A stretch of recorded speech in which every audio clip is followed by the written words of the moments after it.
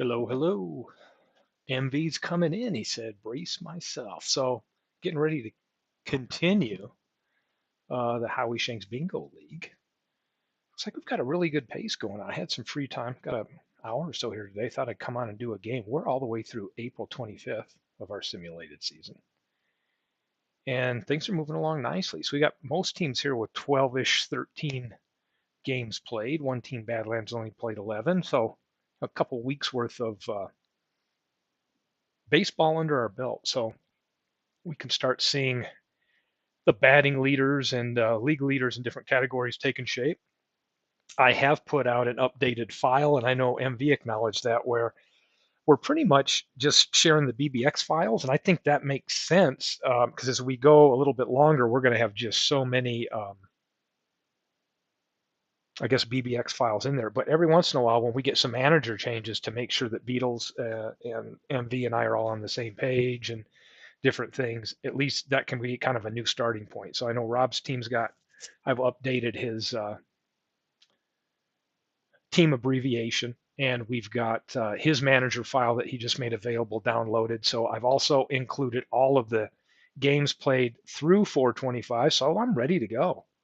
The only thing I would point out, and I know MV probably knows this in Beatles, is once you import a new league file to play from, it's probably going to be named differently. And because we're using subfolders for the photos, all it means is to go and open your player photos, for example. I won't assume everybody knows. Maybe I'll just walk through it.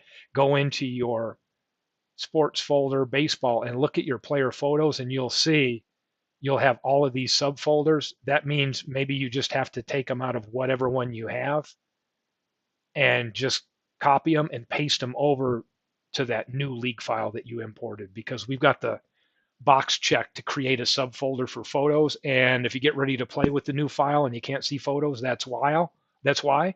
Just go over and find whatever, you know, folder that you were using, copy them all, and then go to the new folder that you're going to use and just paste them. And then you're ready to go for your broadcast, and the player photos will show. So, let me pull up chat here. So got some people coming in. Let's see who is here. It is MV. The manager preferences for each team. Let me know, MV, what you'd like to see. And I'm going to look at manager preferences. Well, that's the generator. Manual preferences for Hawaii right here.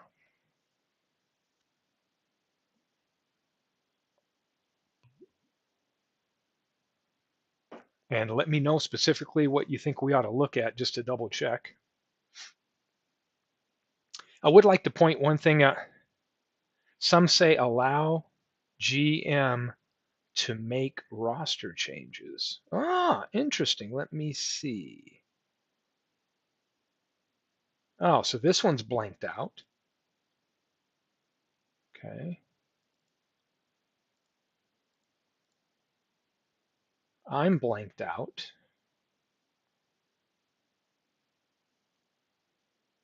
Manchester. I'm going to go through each one just to make sure. Blanked out.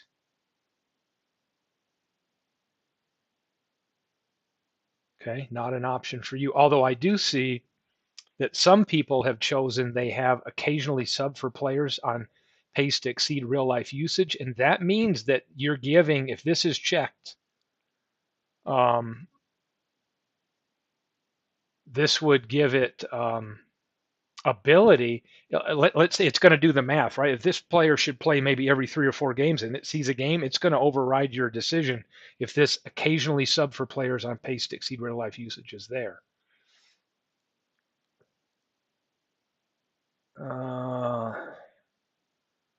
This one is off for my team. Hawaii, off. Jersey, so we know Manchester has theirs on. Off, and GM blanked out. Des Moines,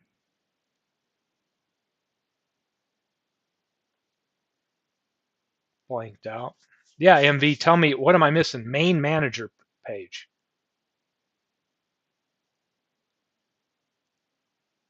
What is the main manager page?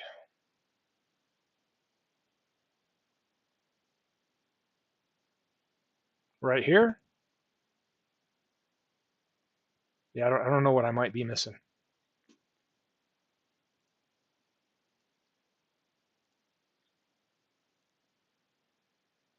I think I'm at team.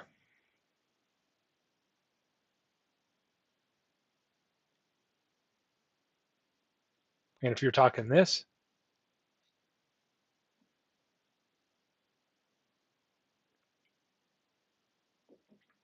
pointer at top wherever it says manager. Okay.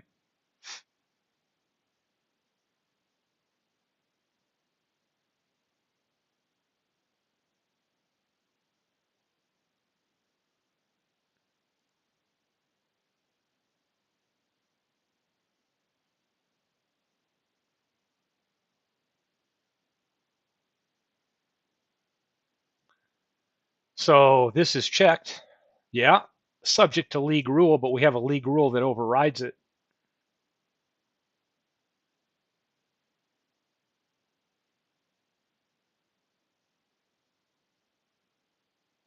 So that means that box would be checked and then grayed out. Meaning if I look at all manager settings, you'll see this is checked just like it shows here, but it's grayed out, meaning it's not, it's being overridden by the league rule.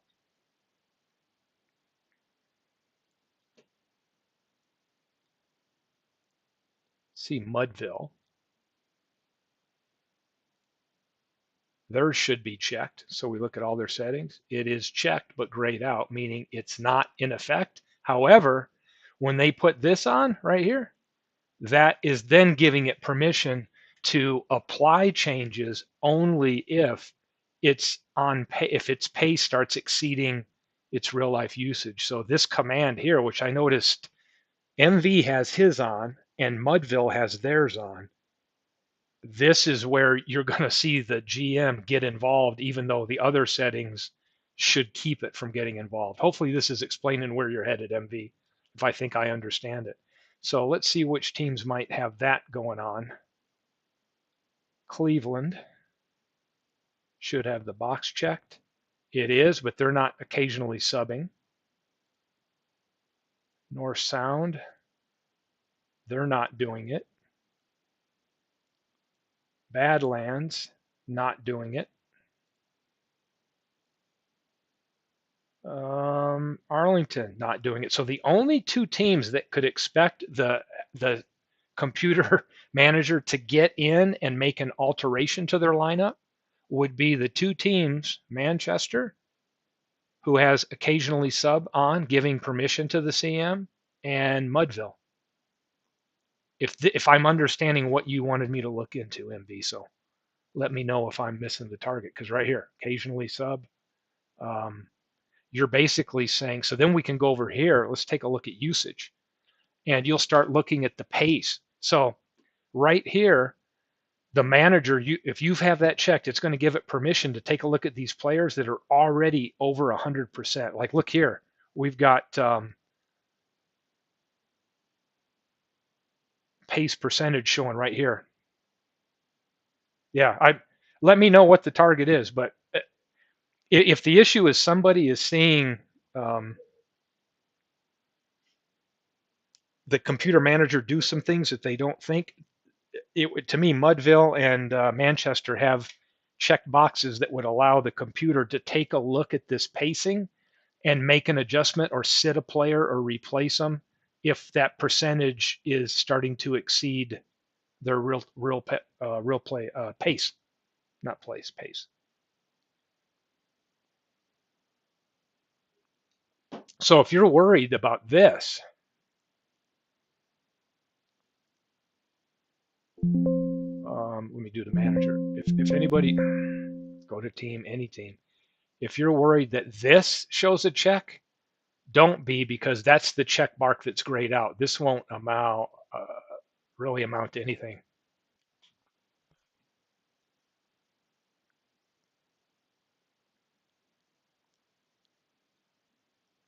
Where is that check mark setting? I don't know which check mark you're talking about. I'm just saying right here, overall in your league rules, you will have, let me see, where is it? Is it under general or is it info? I always forget which, miscellaneous. I always forget which tab this is.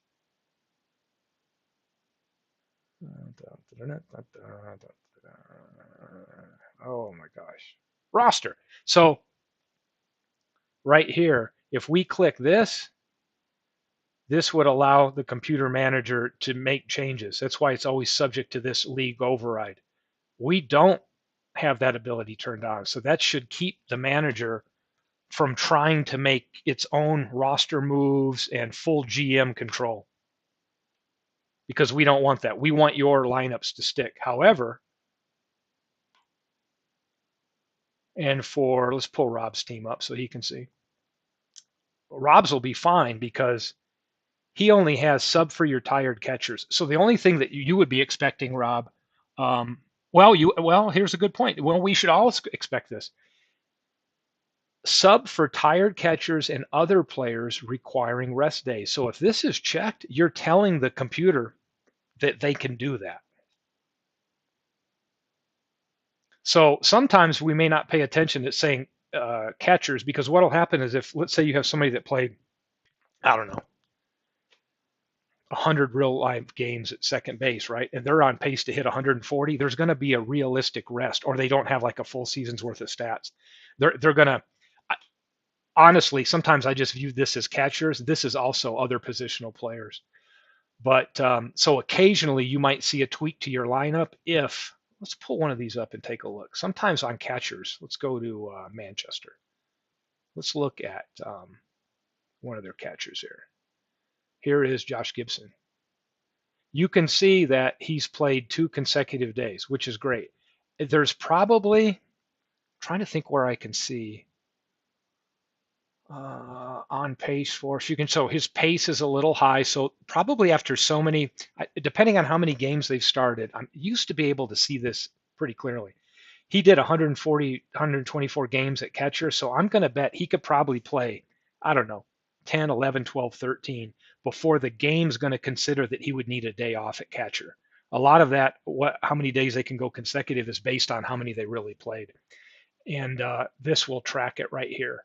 I'm not sure what his cap will be. And then they'll come in there, even though he should be in your lineup, and they'll probably say, hey, he's tired, which sometimes you'll see right here. It'll be like rest or something like that recommended. And they'll have diminished capacity if you don't give them a rest. So the, by having that checked, the computer can come in and keep you from playing a player diminished because they're tired. Let's take a look at Rob and Schalk here. Okay, yep, Schalk has caught everyone. Let's take a look at what 7 consecutive days played. All right, so he's yellow. He's not red yet. It's interesting. I wonder how many days he can probably go. Yeah, he so let's say this. He's done 125 of 154, which means that's 81% of the games. So if you think about it, after about 5 games, he needs a day off, because in real life, I mean, he didn't catch that many. But so after it, you start exceeding what it's going to recommend, that this will go. So his average is probably 5 to get a rest. You can see he's hit 7, so now it's showing him in yellow, kind of as a warning. It might be to where when he hits 10, it's going to force him to sit, or he'll be diminished. I'm not quite sure. I swear in another iteration it used to show his max. Like I thought it had like a nice visual showing like how many he had caught and what his max would be before he needed to get a rest.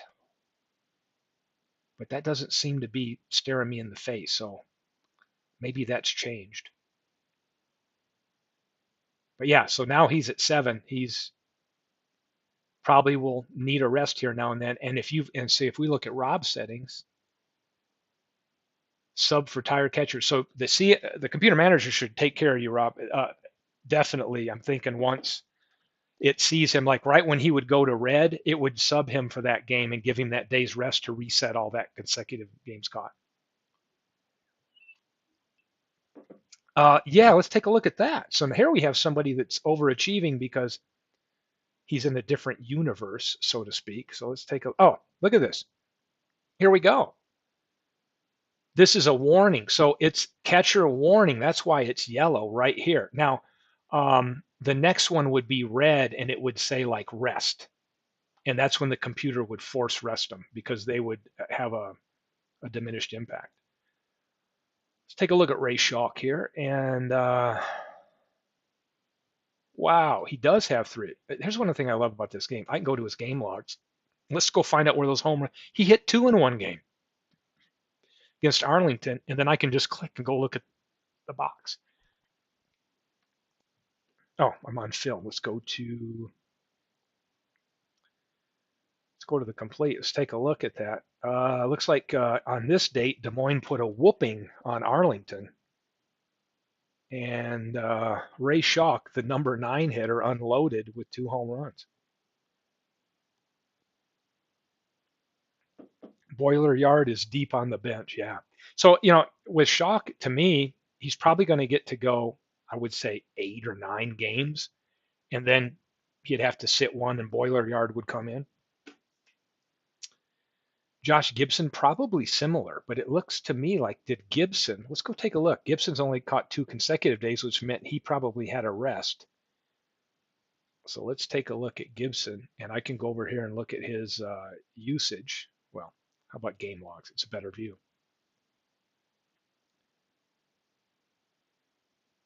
Right here, 0 at bat. So it looks like on April 18th was the game he sat. So right here, he didn't play. Yep, because his at bats and numbers all stayed the same. So April 17th, he played, and then so it went 1, 2, 3, 4, 3, 4, 5, 6, 7. So the game let him go 7 straight catching, and then it gave him a day off. So I'm going to bet since he had 124 games started and Des Moines, Schalk, had 125 games started, they're probably on the same thing. So this is probably the last day. He'll probably sit the next game. So he's got 7 under his belt. He's yellow. The game, he'd probably go into the red on the 8th, and the 8th game is they'll give him off.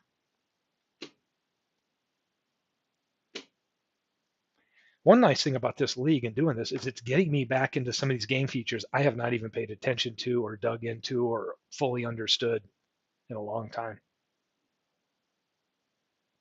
Always enjoy some of these questions and discussion. But before I kick into the game, we're a bunch of baseball nerds talking baseball. Before I feature a game, let's take a look at what the standings look like right here. I've got somebody leading the league. That went from Soto. I think about 5 games ago, Juan Soto was leading the league.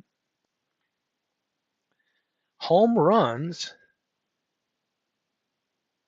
Is that Salvador Perez, the catcher? Yes, it is.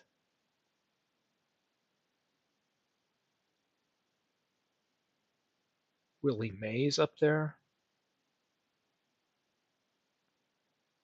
Team pitching. It's like Des Moines got a couple all-star people leading the league. He's got Frank Robinson and Stanton, a couple outfielders leading in the vote get for all-star. Standings. Hawaii out leading the way. Arlington bringing up the cellar. And a bunch of teams in between early in the season. So it should be some interesting things on here. But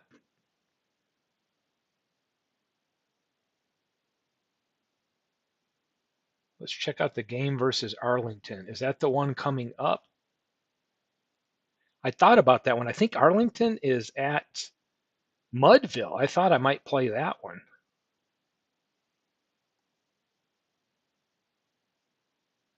Uh-oh. MV, somebody else is going to have to play this game. It's Detroit and Manchester. just gone.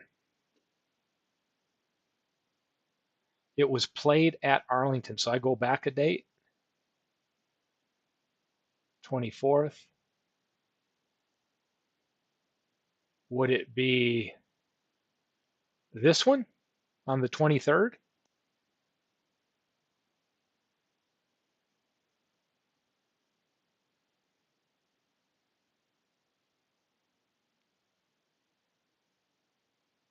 Let's see what this was. Ooh. Oh my gosh, 18 hits by Des Moines.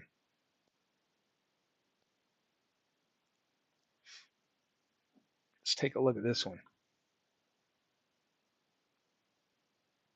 I think Des Moines started off what 0-2 or whatever. Now they're back to 500. I don't know why Arlington sucks this bad. It's you got Wagner, Hornsby, and Greenberg on it, and they've got Walter Johnson, who with the 1913 season, I wanted him so bad, and I don't think anybody would have thought he'd have started off 0-2, getting pounded like he did. Harlan Cliff, Renteria, Todd Helton, Frank Robinson. Is this the? I think. Let me see.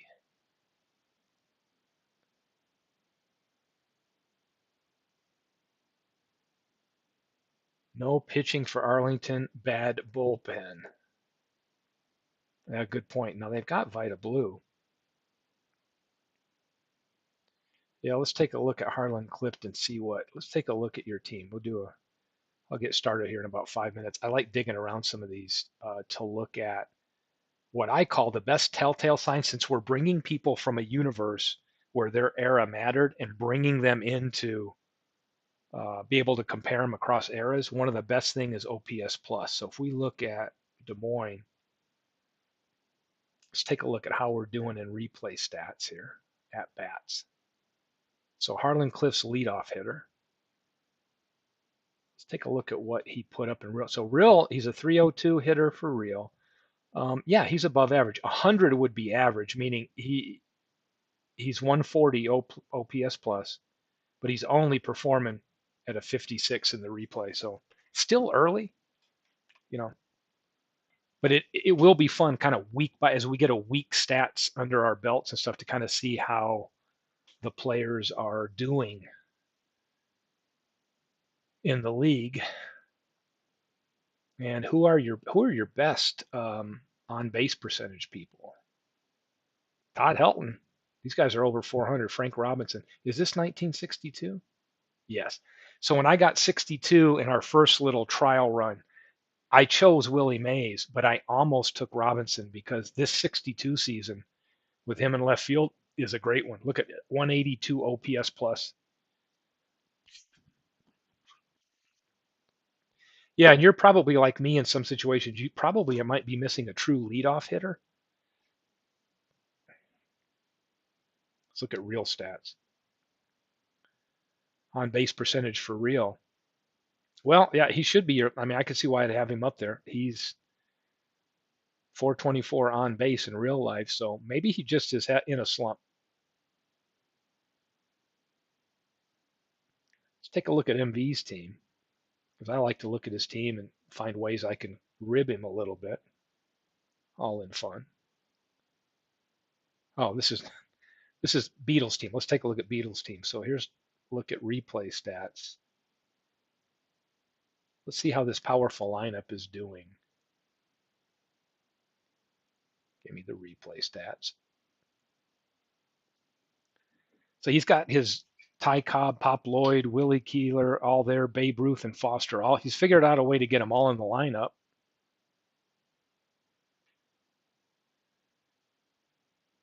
And Pop Lloyd is batting well. Keeler is. I don't see anything too impressive beyond that. I think that's kind of tough right now for him.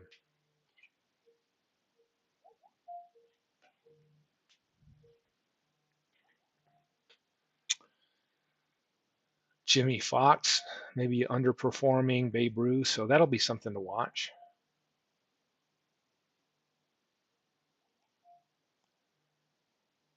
So let's take a look. Let's take a look at see if I can poke some fun somehow. I'll find a way at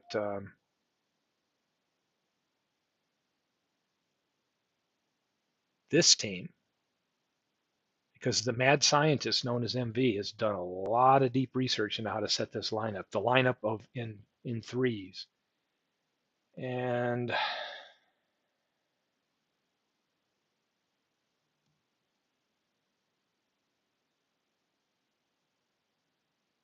see what we think here. Joe Morgan's underperforming. He is the third leadoff hitter. I call it batting seventh. Hey Arnold, glad Arnold. Ted Williams is doing extremely well this season. So, well, I've got time to get a game in. So let's get the game in. So I'm going to fire up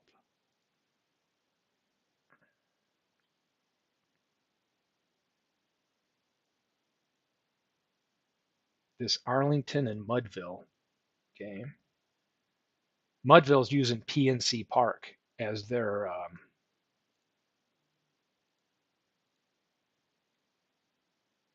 always like to take a look at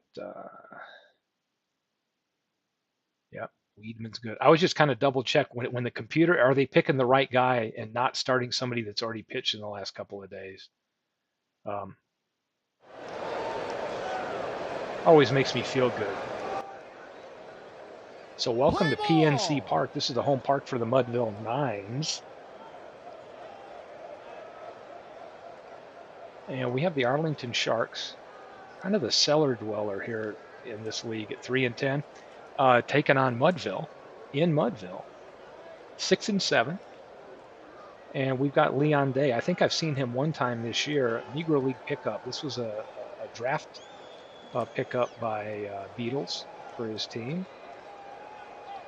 Leon Day, 0-2 on the season so far, and today he will be facing, look up at the other pitcher, Stump Weedman from 1881. We're going way back for that one, who's pitched 3 complete games so far and has lost all 3. So we have a couple of winless pitchers facing each other today with these two teams. And here's Benny Koff to lead it off, batting .207 on the season. Track 3. And we have the first out of the day with the strikeout. Here's Hannes Wagner doing well, batting .296. Great pickup by Robbie. And here's the pitch, and Wagner's aboard with a single. And also has a great steal percentage, so we'll see if they ends up throwing over. And here comes Rogers Hornsby, 403 hitter with 39 home runs, batting .346 on the season. And Wagner's moving, and that'll be a stolen base, his second of the year. Hornsby still up. Now he's got a runner in scoring position. Leon Day throws it, hit out to right. Cobb drifts over, makes the catch, and gets it in time to keep Wagner from tagging up. But we've got 2 away for Hank Greenberg. 3 home runs on the year, only batting .226. Pitch from Day. Liner straight out to Darrell Evans, who I think in chat earlier Mick made a comment about, so we'll take a look when he comes to the plate at what he's done so far for Beatles. Beatles have been starting him at third base as a lefty bat. So here's Muddy Ruel, the catcher, batting .333 on the season. And he leads off the inning. Oh, looked like a single. He was able to stretch that into a double and beats the throw into second base by Koff, and we have the leadoff runner in scoring position for Ty Cobb, the right fielder, batting .246. A left-handed batter, all-time great. Here's the pitch. He grounds this one to Hornsby on the right side. Moves Ruel to third, bringing up Pop Lloyd. So we've got a runner in scoring position at third, 1 away. Pop Lloyd's had a great season, 2 home runs so far, .358 batter. Favorite of Beatles, no doubt. And here's the pitch. Lloyd sends this one into left field. Lands in front of Greenberg for a hit. And we've got a 1-0 score. Mudville in the lead with Pop Lloyd on first. And he is somewhat of a steal threat. Jimmy Fox, 3 home runs, batting .271. And Lloyd takes off and will get caught as Hornsby nails him with the tag just in time for the second out.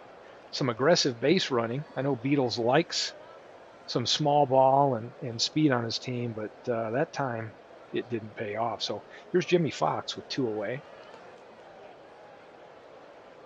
And Fox sends a single into left, and he's a ball.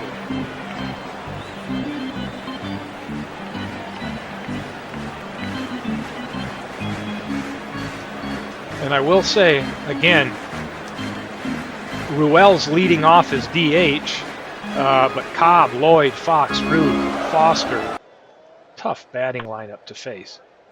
Wagner makes an easy play, tosses it, gets the lead runner at second, and we're out of the inning. So 1-0 through 1.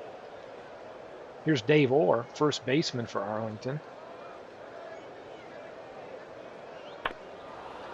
Sends this one out to left, Ruth playing left, and makes the catch. So I will point out, I think somebody was giving Foster credit the other day at being a 4 in center field. He's actually a 3. A lot of our teams in this league have 10 rated Gold Glove type center fielders. This lineup, to get Wee Willie Keeler and all these other powerful bats in there, needed some defensive adjustment. So Foster's moved to center, Ruth to left, and Wee Willie Keeler is the typical DH. So here is Jimmy Williams. Sends this up through the middle, and he's aboard with a single. So we got one out single. And here comes Eric Davis. Based on his 1986 season. Good mixture of speed and power. And he draws a walk, so we have 2 aboard. And Salvador is up. And he strikes out. So that leaves 2 on for William Fisher, the DH. Take a look at William Fisher from the Federal League, 1915 Chicago team. 329 hitter on that year. DH for the Sharks, and he comes through with a base hit. This should score Williams from third. It does, and we're tied up. And with that throw to the plate, we've got 2 more runners in scoring position with Fisher and Davis at third. And here's Benny Koff. Pitch from Day. Koff, little dribbler to Evans. Evans is up with the throw. Is it in time? He beats the throw, scores the run, and we're 2-1 Arlington. For Hannes Wagner, had a single his last time up. The pitch, and ooh, they were pitching out thinking that Koff might be trying to take second.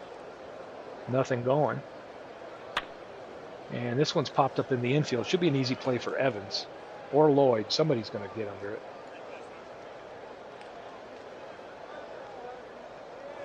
Lloyd makes the catch, and top of the second is over. Here we go to the bottom half, and here comes George Foster, Darrell Evans, and Davey Johnson. Foster on the ground. Hornsby gets it over to Orr. Oh, got a mishap there.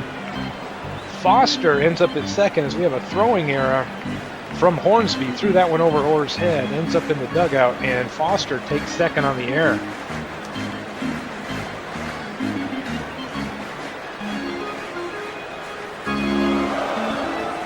Here's Darrell Evans on the year.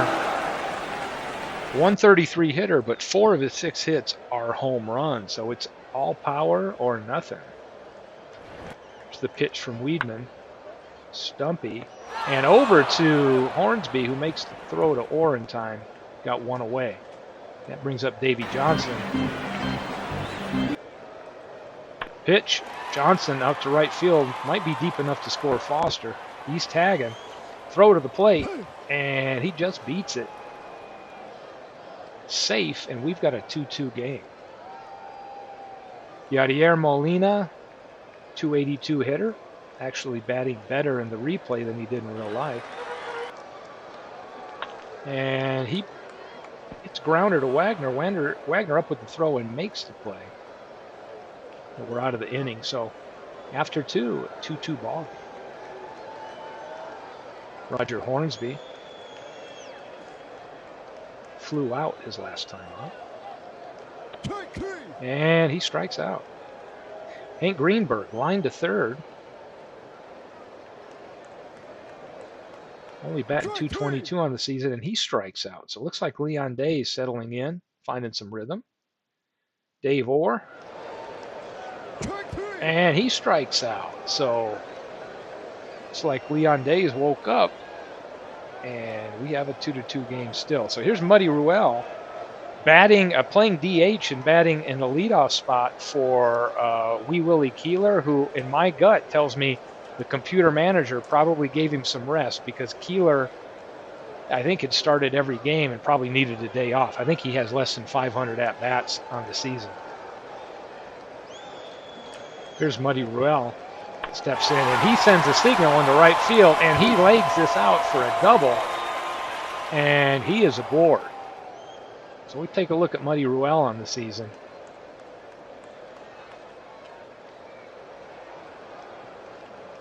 Batting .455 in this young season, so he's doing all right.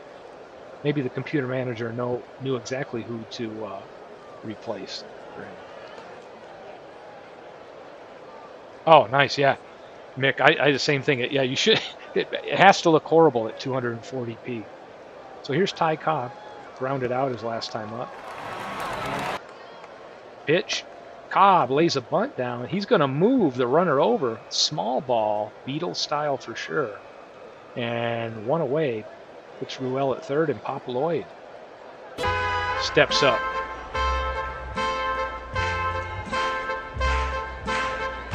Here's a pitch. Lloyd on the ground to Hornsby. Hornsby will make the throw. One play to first. Runner scores. And looks like it's in the dugout again. I think that's the second throwing error by Hornsby today from second base. Lloyd takes second on the error, and we have a 3-2 game.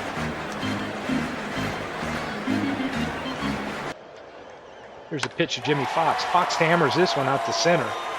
Davis drifting back. He's going to watch it go over his head. And Jimmy Fox has just opened this game up a little bit to a 5-2 lead with that blast to dead center field.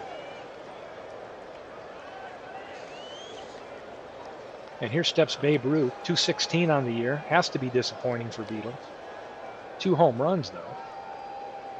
The pitch.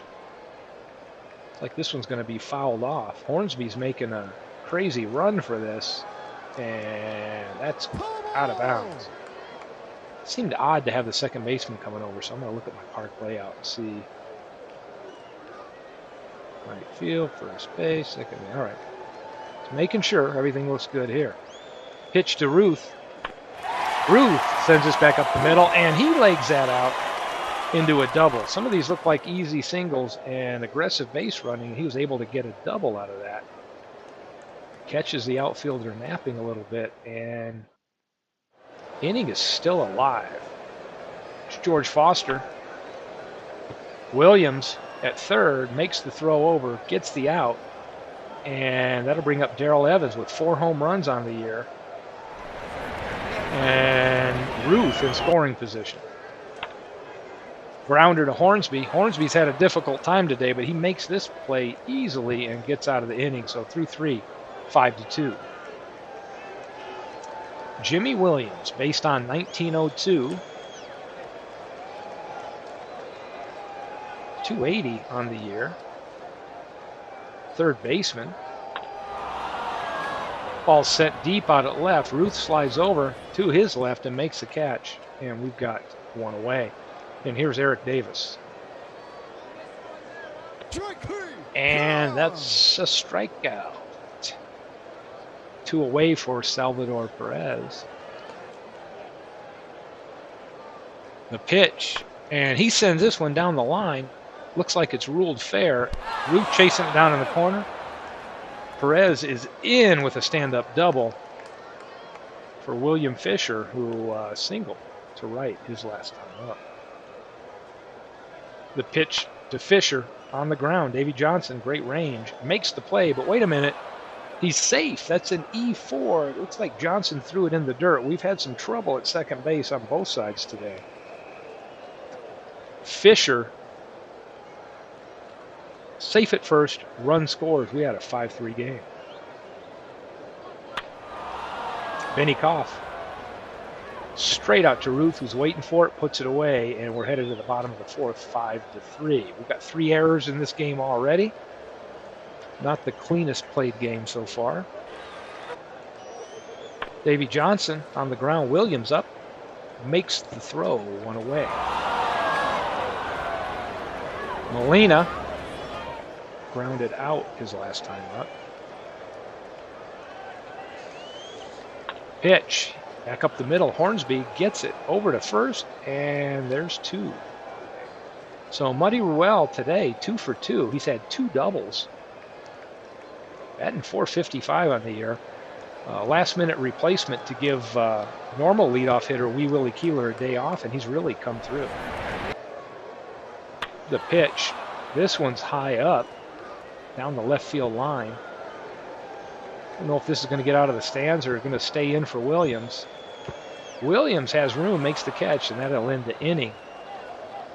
No runs, no hits, no errors. So here comes Wagner. Honest Wagner, 304 hitter, playing shortstop. Day with the pitch, and Wagner sends this to the wall. Ruth cuts it off in time, gets it to Evans, but not before Wagner easily gets to second base with a double. Hornsby looking to maybe make up. He's struck out and flown out today. He's made 2 errors. Looking to see if he can contribute with the bat, and he bunts over. Tell you what I notice, a lot of this small ball here where the manager knows 1 run can be valuable. Seen Ty Cobb bunt, and now Hornsby with no out bunt that runner from second to third. So now we get a runner in scoring position at third for Hank Greenberg. Pitch, Greenberg yanks that one. Looks like it's out of here. Foul ball.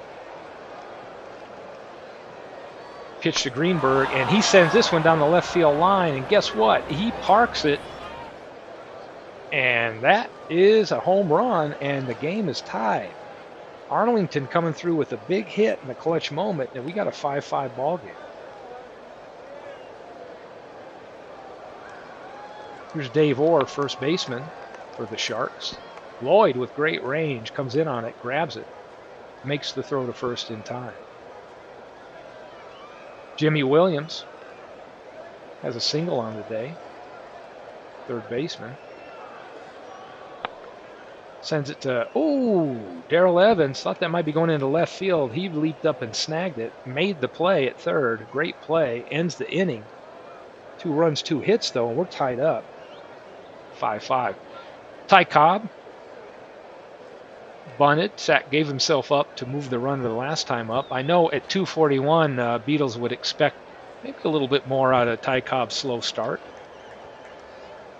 Here's the pitch. Cobb lays the bunt down. He was looking to bunt his way on base. And that won't work as they get the throw there in time, and that's out number 1. Here's Pop Lloyd. Playing great so far this season. Sends that opposite field single in the left, and he's on board.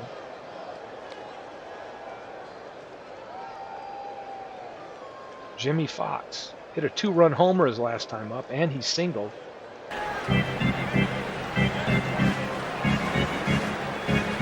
Here's the pitch. Trying to keep Lloyd close. Pitch to Fox. Fox sends this one out to right. Koff coming in on it. Catches it in shallow right. Lloyd's got to retreat, so we got 2 away. Here steps up Babe Ruth. Doubled his last time up. Weedman still looking at Lloyd, not wanting him to get to second if he can help it. Here's Ruth, steps in. Here's the throw. Lloyd took off. He's in there. Stolen base number 2. Ruth now has that runner sitting there in scoring position. No balls, 1 strike. And Ruth is going to get the free pass. Weedman's like, I'm not giving him a chance to beat me. I'll walk the lefty and face the righty, and here comes George Foster. .216 hitter, has 2 home runs on the year. 0 for 2 today. Here's the pitch. Hits this one hard, up in the air. It's going to stay in, though. Greenberg under it, makes the catch, ends the inning. But still, after 5. 5-5 ball game. Eric Davis struck out and walked today. Leon Day with the pitch. And Lloyd slides over, grabs it, catches it, makes an out on that line drive, 1 away. Salvador Perez, 48 homers from his real life season. And he hits this one hard. And off the wall it is. Foster gets it into Evans. Keeping Perez at second, but now 1 out.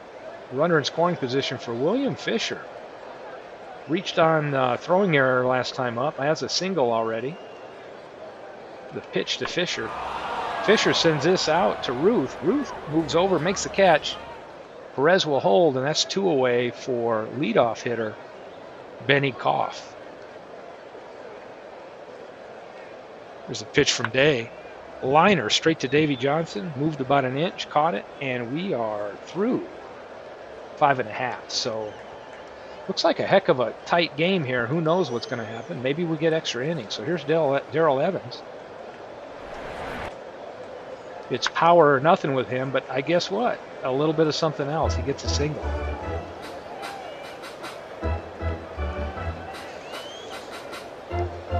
Stump Weedman. Pitch to Davy Johnson, back up the middle. That gets past Wagner and Hornsby in the center. We got the first 2 batters aboard here in the 6th inning.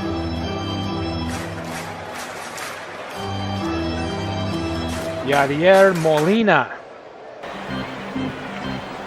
The pitch. Ooh, they're going to throw down. Quick throw. Johnson's safe. Just got back in there in time. The pitch again. Molina sends this one down left field. Is this fair? It stays fair. A 3-1 shot from an unlikely hero in Yadier Molina, known for his defensive ability. Just blows this game open with an 8-5 lead now for Mudville.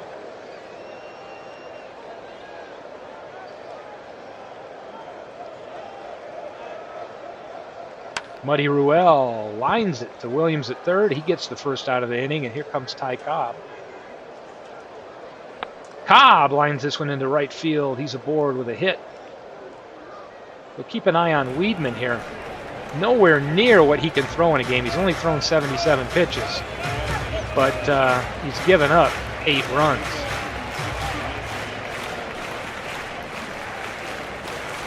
Take a look at Weedman's settings.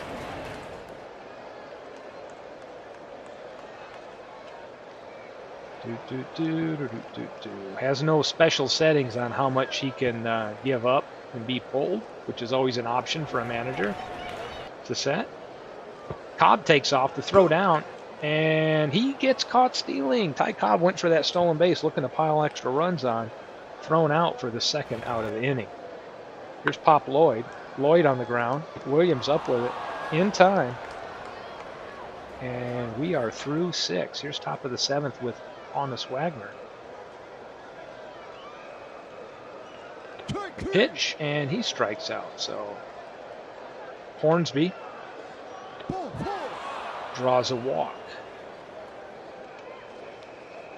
Take a look at Day. Day can go a little bit longer.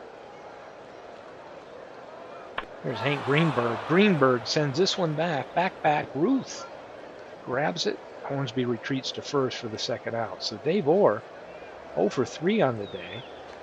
358 hitter on the year, though. First baseman for the Sharks. Molina's coming out to make sure they get the signal right with Day, and it must have worked. Because as we hit the 7th inning stretch, we'll let this play for a second while I take a slight broadcasting break as we go to the 7th inning stretch.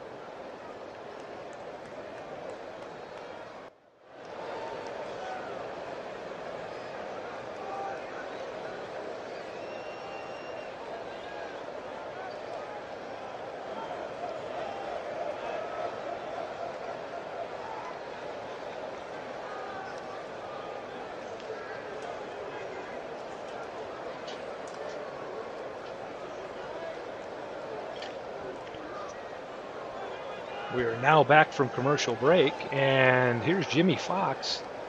Hit that bit. He's got a single, hit that big home run earlier in the game, and here's the pitch from Weedman, and Fox sends this out to right field.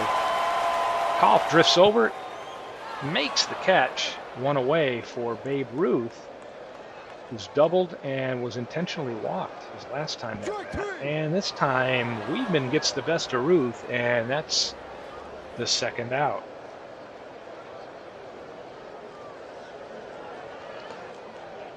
And George Foster steps in, hits this one. Out to Greenberg. Greenberg moves in, makes the catch, and after 7, it's an 8-5 Mudville lead.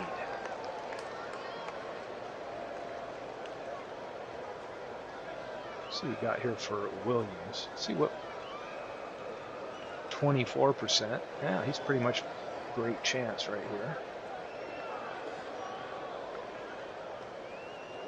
The pitch to Williams. Williams on the ground. Day has great range, makes the move over, and we have one out for Eric Davis. Davis strikes out. Day's really settled in. Salvador Perez, he's facing now, sends this one past Evans out to the wall, and he'll slide into second with a double, number 3 today. Take a look at Molina.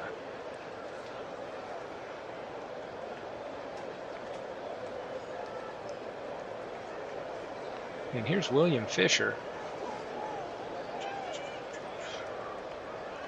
Pitch from Day. On the ground, Johnson's got it over to Fox, and Fisher is retired. Ends that inning, or ends that at-bat, and maintains that 3-run lead. So here's Darrell Evans as Mudville looks to add to that 3-run lead to go into the 9th. Darrell Evans puts this back. Coughs 2 steps back, makes the catch. Davey Johnson. Back up the middle, and he's aboard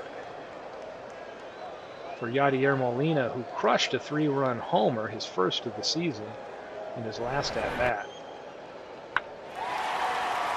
Stump Weedman with the pitch. This one's back. Greenberg makes the catch, 2 away for Muddy Ruel, who's been a couple doubles today. He's 2 for 4. And this one's on the ground. Hornsby up with it, gets the throw over, and that'll end the inning. So we're going to the 9th. Desperation time now for the visiting Arlington Sharks. And they may be tired, so I'm going to make a move here and say we got coming up a bunch of righties, so I'm going to bring in Joe Nathan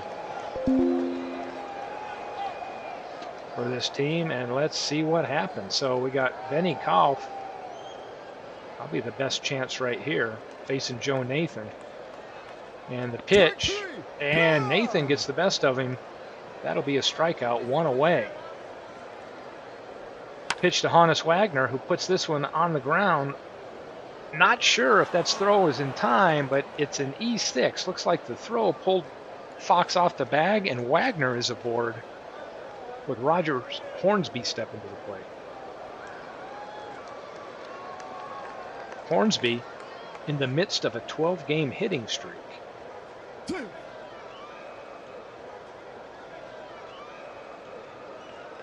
Here's the pitch. Hornsby lines this into right field. Wagner thinks about going to third, but stops. Not one to make that second out at third base. And we've got the tying run at the plate in the form of Hank Greenberg, who does have power.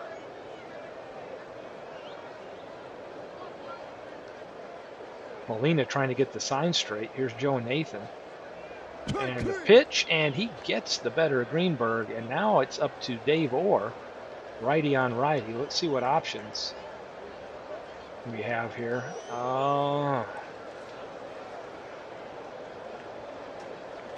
Let's give Dan Rulers a chance. A little higher, somewhat of a home run percentage chance here. And the pitch to Brothers, and this one gets by Molina. Not sure the scoring on this, but guaranteed a wild pitch now credited to Nathan, and that moves the runners into scoring position. 2 outs, and here's Van Brothers. A pitch from Nathan. Brothers back on the up. Pop Lloyd makes a great play to secure the win for the Mudville Nines, and that'll do it from PNC Park. The final 8-5 for Mudville. So Mudville goes to 7-7. Arlington drops to 3-11. They are in the cellar in the league. Let's take a look at the scoring here. Highlight players. You can see 3 for 4 with Salvador Perez, and look at that, 3 doubles on the day. He's having a great year. Greenberg hit a home run. Wagner was 2 for 5. But on the other side, plenty of firepower there as Yadier Molina comes through with a big 3-1 blast to break up that 5-5 tie. Muddy Ruel batting leadoff to give Wee Willie Keeler a day off, gets 2 doubles. And Jimmy Fox smashed a home run. So plenty of offense here. Take care, Rob. I'm going to be cutting out of here in just I got about 5 minutes left before I need to get back to my regular day duties, but happy to get in here and get a new league file out and get a game. I think I'm going to just sim the rest of this day and then just let the next day be able for Beatles or MV to pick up. Take a look at the pitching here. Well, I guess we won't take a look at the pitching. Let's go sim some games and we'll take a look at the pitching. Badlands at Jersey. I got Big Clue in here just in time to see his team. Big Clue can't be happy being 6-6, but I don't know just how happy Big Clue is normally, so I don't know really how to gauge that. So here we go. Let's autoplay this. Tate against Clarkson. And Badlands, of all things, gets the best of the Jersey team on this day with a 5-0 game. So a 7-hitter shutout. Looks like Tate could have been in rare form. Let's take a look. He was. And he outduels John Clarkson. Now, Clarkson, I think, is the #1 person in that rotation for Jersey. 1-3. Got to be a little disappointing, expecting more from him. On the batting sign here, anybody go long? Yeah, we had Yogi Berra with a home run and Lou Gehrig. Glad Clue could tune in, excited to see some stuff and get to see that result. Here is Detroit and Manchester. This is me and MV. I'll save that for a moment because we like to rib each other. Cleveland and Des Moines. Let's take a look at this autoplay. And Des Moines comes out. So Des Moines fought back from an 0-2 start, and now they're above 500 with a 5-3 win here by coming back with 5 runs in the bottom of the 8th. And that's always a nice comeback for Silver King as he beats Three Finger Brown. Three Finger Brown's been a menace so far early on. He's beat me a couple times. And now he finally got his first loss, which is fine with me. What else we got here? Hey, Hawaii and North Sound. Verlander against Wright. Let's autoplay. And North Sound comes through. Keeps Hawaii from running away too early with this league. Juan Soto, Oscar Charleston, always key figures. But Ernie Banks looks like he takes the cake with 3 for 4 and a home run in a 6-2 win for North Sound. I know the way Hawaii's team looks like. I know the rest of us in the league don't mind seeing Hawaii maybe getting a loss here before they start piling wins on. So what else have we got to play? Okay, we've got all of these boxes done. We've got an autoplay. This is Detroit and Manchester. I've got Bob Gibson, who's 1-2, disappointing, against DeGrom, 1-1, disappointing. So I'm going to say somebody's got to be happy with these 2 disappointments between MV and I. So let's hit autoplay and see what happens. And Bob Gibson wins. So let's take a look at what happened here in this night game. Look at the batting here, an 11-5. Looks like the Detroit offense pounded on Manchester. Doesn't bother me one bit, by the way. I enjoy seeing that. Bryce Harper, 4 for 5.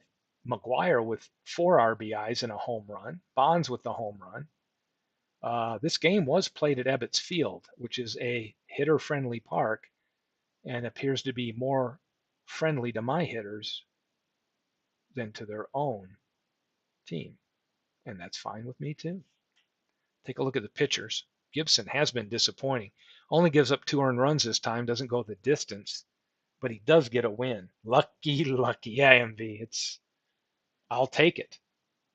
DeGrom, not looking well. Only goes 2 2/3, gives up 6 earned runs, gets pulled, and it says he had plus plus stuff. So I don't know how to interpret that other than if he didn't have plus plus, maybe he'd have given up 6 in 2/3 of an inning. It's crazy. Hey, Jeff. Jeff, you're just in time for me to probably bail here in about 2 minutes, but glad you could join us. I'm just had a little midday time to squeeze in a game. And for those folks in the league, I did, before playing this, create a new overall file because we needed to make some abbreviation changes and add a manager for Rob, which we did. So I've posted that as a fresh pickup start for MV and Beatles, and then I'm just going to export the games I played for this one date in addition to that. And there, look at this. Hecker, the one-time secret weapon for MV, goes 2/3 of an inning. He's only got a six. He's got a 6.35 ERA on the year. He came in for a while. Then they went to Schilling in a relief role, who didn't do too bad. So some players to watch. So that was the 26. I'm going to stop right there, as there's some interesting games here that could be played out again for the 27th. So let's stop here, take a look at the league leaders and standings and all that good stuff.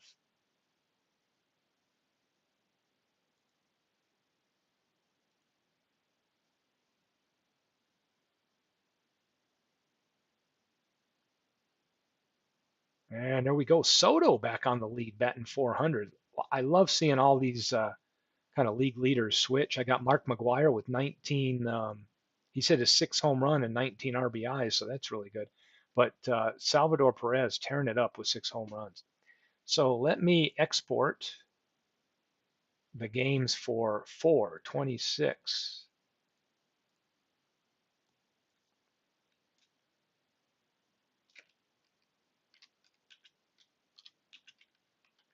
Call it April 26 games. Going in the league folder. I finally got smart and saved myself a short link over here, so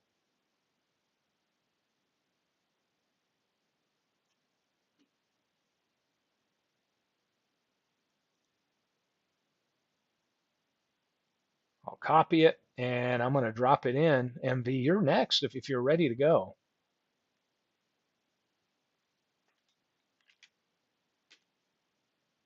I dropped that BBX in our Game Files BBX channel, so there you go, MV,